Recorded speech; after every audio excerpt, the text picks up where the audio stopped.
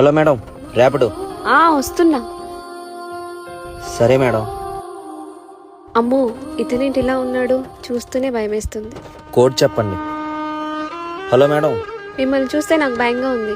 తప్పేముంది మేడం, పసి పాపలను కూడా చూడుకోకుండా మృగాల్లాగా బిహేవ్ చేస్తున్నారు. నాకు కూడా ఒక హక్కు ఉంది. మీకు నమ్మకం ఉంటేనే వచ్చి బండి ఎక్కండి. సరే. మీరు ఇలాగే బయటకు వెళ్ళినప్పుడు మీ లైవ్ లొకేషన్ అనేది మీ ఫ్రెండ్స్కి కానీ మీ ఫ్యామిలీ మెంబర్స్కి కానీ షేర్ చేయండి. ఎందుకంటే అన్ని రోజులు మనమే కాదు కదా. థ్యాంక్స్ అండి చెప్పినందుకు.